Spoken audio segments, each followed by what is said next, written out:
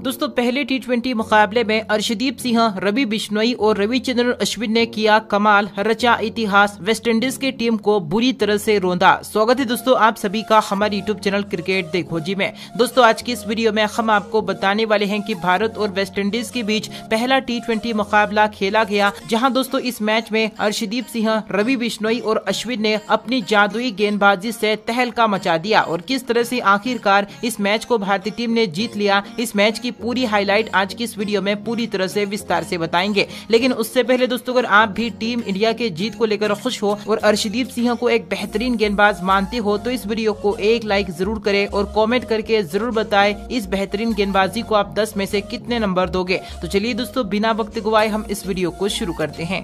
दोस्तों भारत और वेस्टइंडीज के बीच 5 मैचों की रोमांचक टी20 सीरीज खेली जा रही है, जिसका पहला टी20 मुकाबला खेला गया, जिसमें रोमांच की सारे हदें पार हो गई। इस टी20 मैच में वेस्टइंडीज की टीम ने टॉस जीतकर पहले गेंदबाजी करने का फैसला किया, तो वहीं पर भारतीय टीम को पहले बल्लेबाजी करने का न्योता दिया। अब इस मैच की शुरुआत हुई, जहां भारत की तरफ से सलामी बल्लेबाज के तौर पर इस बार एक नई ओपनिंग जोड़ी मैदान पर बल्लेबाजी करने के लिए मैदान पर उतरे। कप्तान रोहित शर्मा के साथ सूर्य कुमार यादव बल्लेबाजी करने के लिए मैदान पर आए, जहां दोस्तों पहले ही ओवर में सूर्या ने एक बेहतरीन चौका बटोरा, तो वहीं पर अगली ही ओवर में रोहित शर्मा के बल्ले से एक गगनचुंबी छक्का, तो वहीं पर सूर्य कुमार यादव ने भी एक बेहतरीन चौका लगाकर ओवर में 15 रन बटोर लिए। भारतीय टीम काफी बेहतरीन बल्लेबाजी करते हुए चौके जड़ रही थी। खासतौर पर सूर्या ने चौथे ओवर में एक गगनचुंबी छक्का और एक के बाद एक दो बेहतरीन चौके बटोरकर 18 रन ओवर में बटोर लिए। जी हाँ दोस्तों, सूर्य कुमार यादव भी ताबड़तोड़ रन बरसा रहे थे, लेकिन 5वें ओवर में भारतीय टीम को पहला बड़ा झटका लगा। जी हाँ दोस्तों, वेस्टइंडीज के आकिल हुसैन ने शानदार गेंदबाजी करते हुए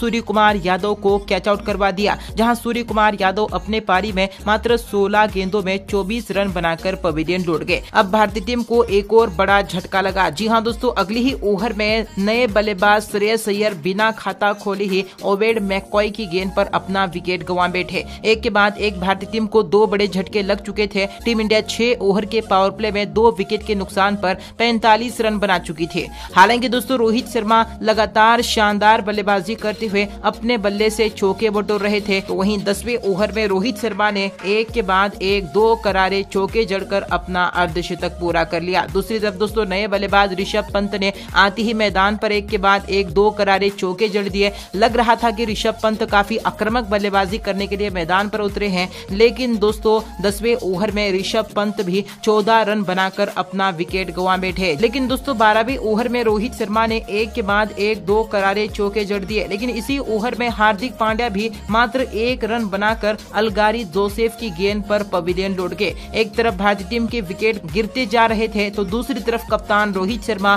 कप्तानी पारी खेलते हुए नजर आ रहे थे। लेकिन 15वें ओवर में टीम इंडिया को सबसे बड़ा झटका लगा, जहां दोस्तों कप्तान रोहित शर्मा जेसन होल्डर की गेंद पर मात्र 44 गेंदों में 64 रनों की बेहतरीन पारी खेलकर पवेलियन लौट गए। जहां 15 ओवर में टीम इंडिया 5 विकेट के नुकसान पर 131 रन बना चुकी थी। मैदान पर दिनेश कार्तिक और रविंद्र जडेजा की जोड़ी मौजूद थी। भारतीय टीम को एक बेहतरीन फिनिश की जरूरत थी, लेकिन 16वें ओवर में रविंद्र जडेजा भी 16 रनों की छोटी सी पारी खेलकर पवेलियन लौट गए। तो वहीं पर 17वें ओवर में जेसन होल्डर ने किफायती ओवर फेंका। वहीं 18वां ओवर भी ओवेड मैककॉय ने किफायती ओवर के रूप में फेंका, लेकिन 19वें ओवर में अश्विन ने एक गगनचुंबी छक्का जड़ा। तो वहीं पर इसी ओवर में दिनेश कार्तिक के बल्ले से एक गगनचुंबी छक्का और एक बेहतरीन चौका जड़ दिया। वहीं दोस्तों 20वें ओवर में दिनेश कार्तिक ने खतरनाक अंदाज में बल्लेबाजी की, जहां दिनेश कार्तिक ने इस ओवर में एक गगनचुंबी छक्का और एक के बाद एक 2 बेहतरीन चौके जड़ दिए और इस ओवर में कुल 15 रन बटोर लिए। 20 ओवर की पारी में टीम इंडिया 6 विकेट के नुकसान पर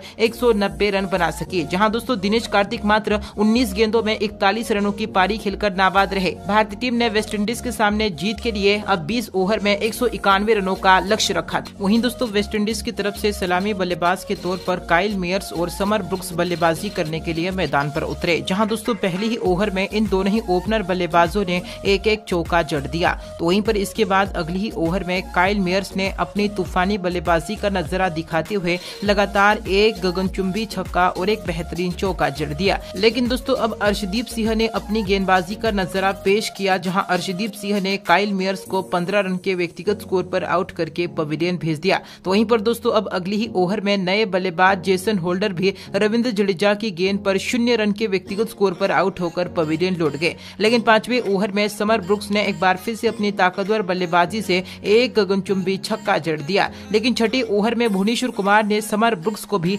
20 रन के व्यक्तिगत स्कोर पर आउट करके क्लीन बोल्ड कर दिया। जहां दोस्तों इस ओवर में भुवनेश्वर कुमार ने इस बड़े विकेट के साथ मेडन ओवर फेंका। 6 ओवर में वेस्टइंडीज की टीम 3 विकेट के नुकसान पर 42 रन बना चुकी थी। 7वें ओवर में निकोलस पूरन ने अपनी विस्फोटक बल्लेबाजी से एक और गगनचुंबी छक्का जड़ दिया। तो वहीं पर अगली ही ओवर में रोमन पोवेल के बल्ले से भी एक आकाशीय छक्का देखने को मिला। परंतु 9वें ओवर में अश्विन ने फिर की गेंदबाजी का जलवा बिखेरा और इस ओवर में अश्विन ने निकोलस पूरन को 18 रन के व्यक्तिगत स्कोर पर आउट करके पवेलियन का रास्ता दिखा दिया। लेकिन अब विकेट के बावजूद भी अगली ही ओवर में नए बल्लेबाज सिमरन हेटमायर ने एक करारा चौका जड़ दिया। 10 ओवर में वेस्टइंडीज की टीम 4 विकेट के नुकसान पर 73 रन बना चुकी थी। वेस्टइंडीज की टीम को जीत के लिए आखिरी के 60 गेंदों में 118 रनों की जरूरत थी। वेस्टइंडीज की टीम रन भी बना रही थी लेकिन लगातार विकेट गंवाते जा रही थी। अब 11वें ओवर में सिमरन हेटमायर ने एक गगनचुंबी छक्का जड़ दिया। लेकिन अब अगली ही ओवर में रोमन पोवेल रवि बिश्नोई की गेंद पर क्लीन बोल्ड हो गए